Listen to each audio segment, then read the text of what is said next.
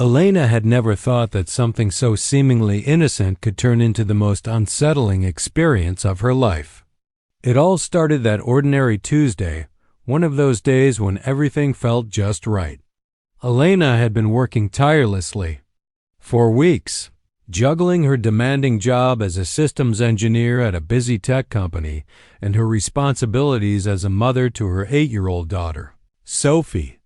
Life was routine: work, family, and the occasional weekend out with friends. But that day, it all changed. The morning had been like any other until disaster struck at work, a sudden and complete system failure that caused everything to grind to a halt. Elena's heart sank at the realization that she wouldn't be able to meet her tight deadlines. But then, as her boss called for a break to resolve the issue, she felt a strange sense of freedom. For the first time in months, she found herself with some unexpected free time.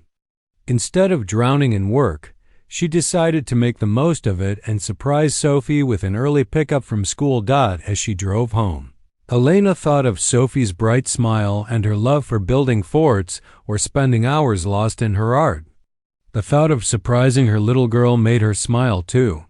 She pictured Sophie's messy hair and bright eyes as she tiptoed through the door, intending to make a memorable afternoon of it. However, when she opened the door to the house, everything felt off. A heavy silence greeted her, a stark contrast to the usual hum of life at home. "Sophie?" Elena called out, though it was a formality. Sophie had always been quick to respond, her tiny voice bouncing back through the house. But this time, no answer came. Elena's heart skipped, but she brushed it off. Maybe Sophie was just caught up in her own world, as children often are. She walked down the hallway, the click of her heels punctuating the quiet. When she reached the door to Sophie's room, she stopped short. The door was slightly ajar, and a warm glow spilled from the inside, casting soft shadows on the walls.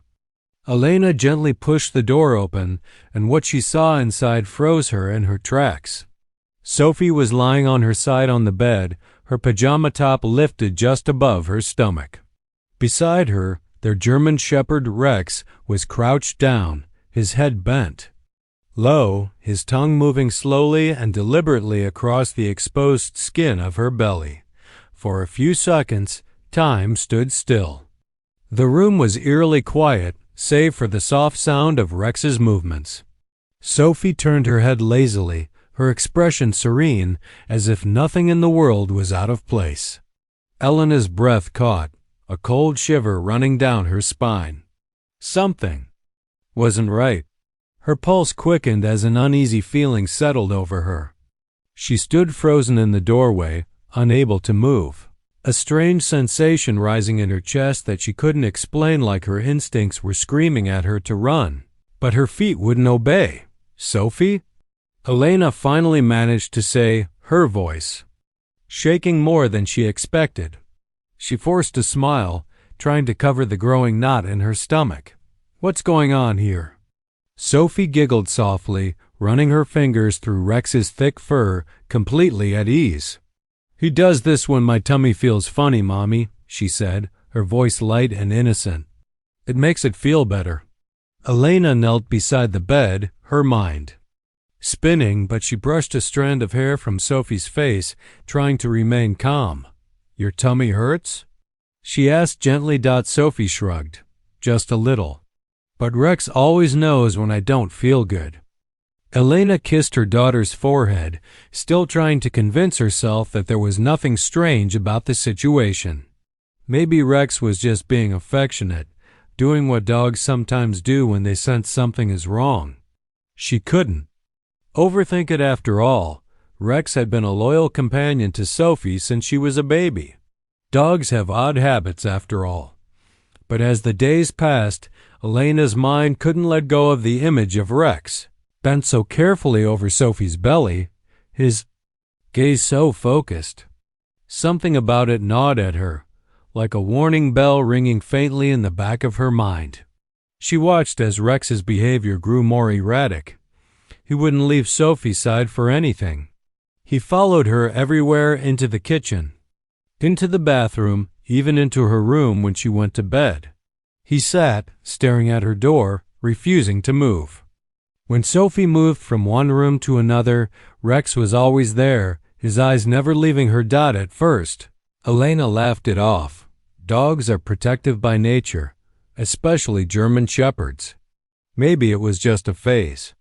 But when Sophie was at school, things took a strange turn.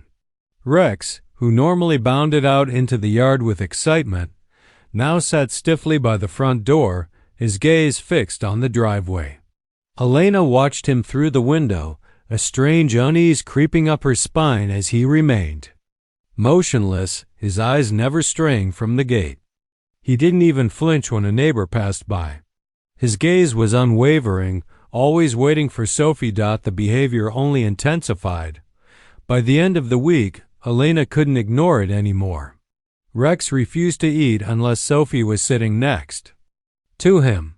He wouldn't even go outside for his usual playtime, instead turning back toward the hallway where Sophie's room was. His whole body stiffened the moment she wasn't within sight. It was as if the very air had changed when she wasn't near him, and he didn't trust it. One evening, after tucking Sophie into bed, Elena lingered by the door, watching the soft rise and fall of her daughter's chest as she slept. The house was quiet, but there was Rex, curled up at the foot of Sophie's bed. He lay perfectly still, his head low but his eyes wide open, fixed on Sophie. His gaze was unsettling, unwavering. He wasn't sleeping, wasn't blinking much. Elena's stomach twisted with unease as she stepped closer, kneeling down beside him. She ran her fingers through his thick fur, expecting him to lean into the touch. Instead, he stayed rigid, his gaze never leaving Sophie's stomach. "Rex," Elena whispered, her voice barely audible in the stillness of the room. "What do you know that I don't?" Later that night, as she lay in her own bed, the sound of Rex's soft, shuffling paws outside Sophie's door kept Elena awake. It was almost as if the house itself was holding its breath.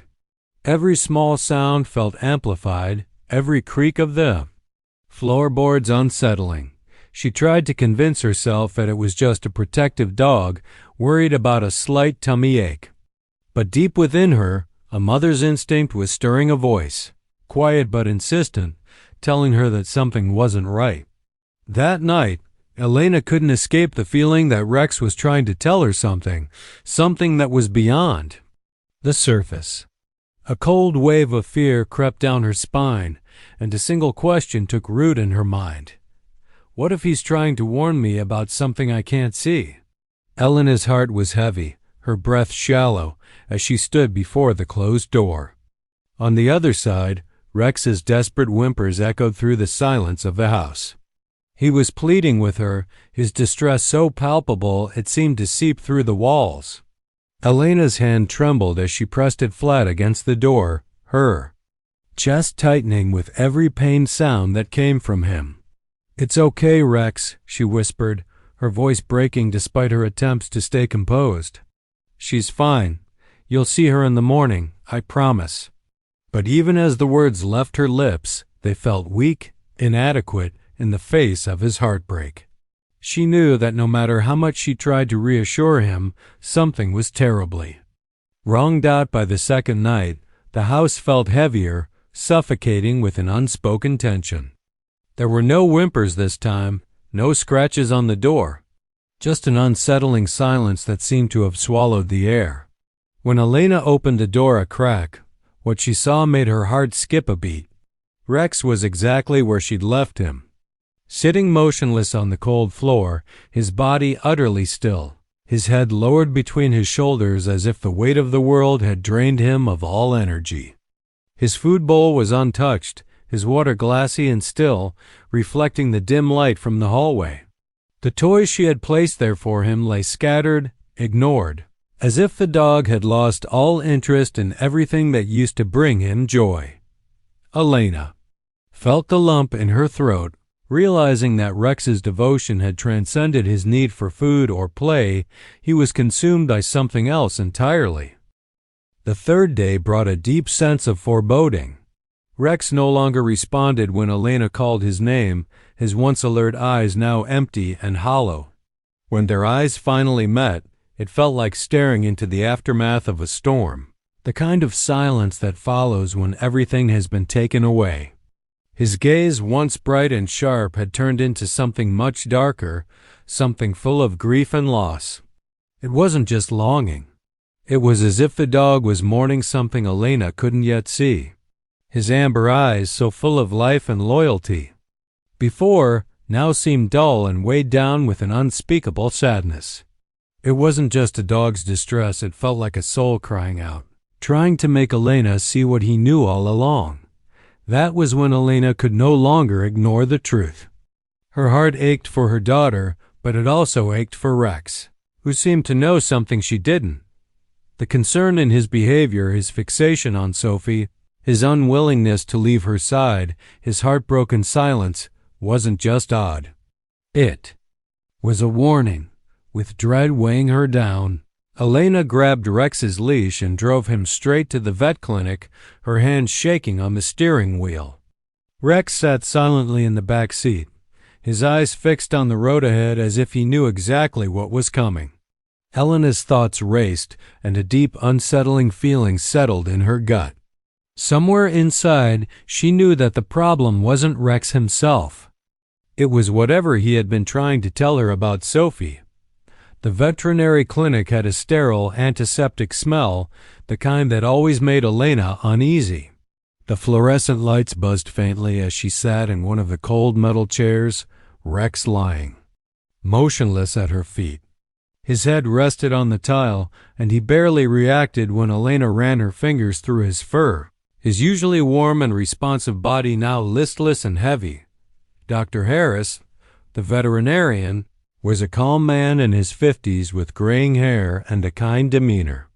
He knelt beside Rex, gently examining him, his hands steady and practiced.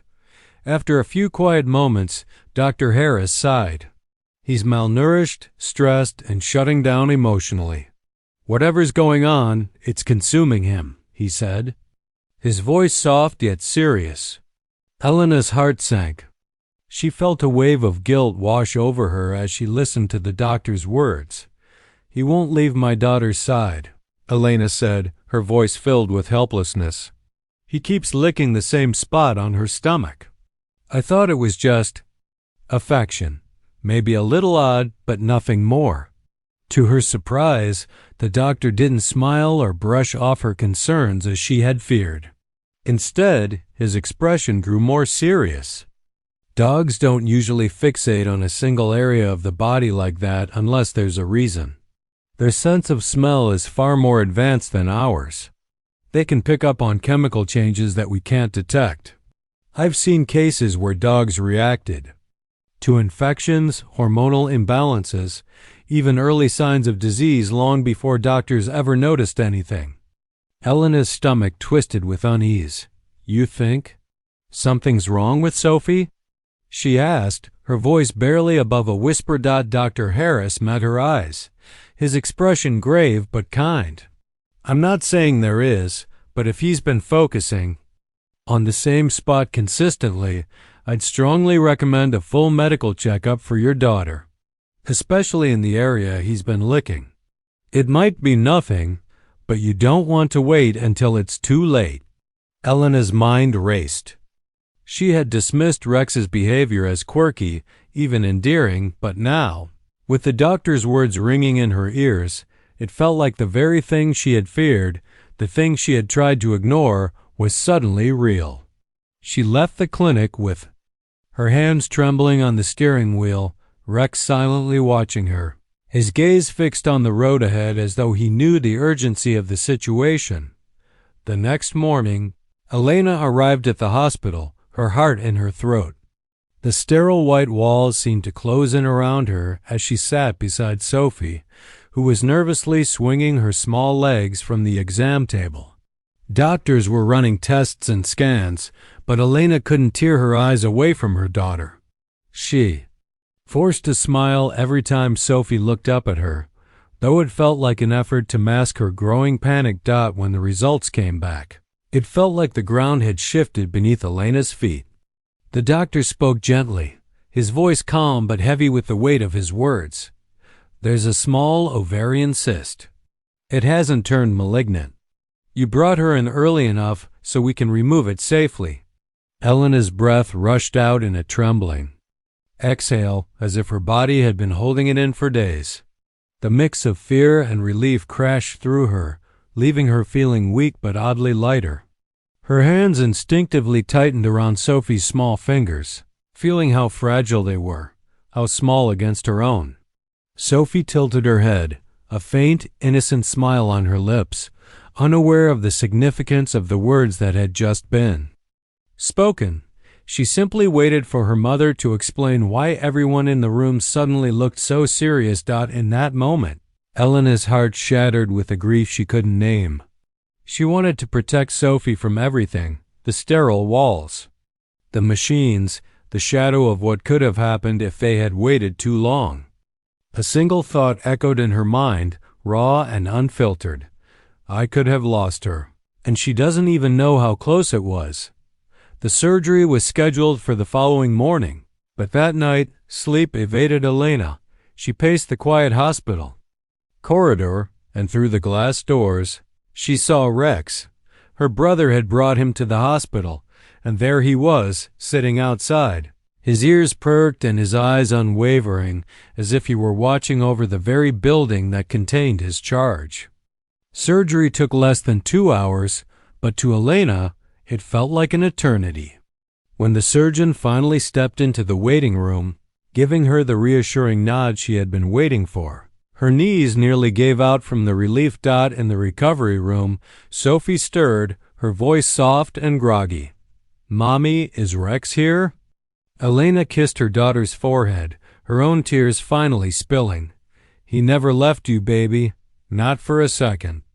Outside the room, Rex let out a low whine, as if he understood that the storm had finally passed. When Sophie returned home a week later, the air in the house felt lighter, as if it could finally exhale after holding its breath for so long. Elena opened the bedroom door and guided Sophie inside, where Rex was already waiting. He hadn't stepped inside the house without first stopping by Sophie's room since the day she left for the hospital. When Sophie shuffled in, slow but steady, Rex rose to his feet. But instead of jumping or barking, he approached quietly, his head low, until it rested gently against her knee. "Hi, boy," Sophie whispered, her fingers sinking into his fur. "I missed you." Elena stood in the doorway, watching the quiet reunion. Rex didn't lick her stomach this time. He didn't fuss or whine.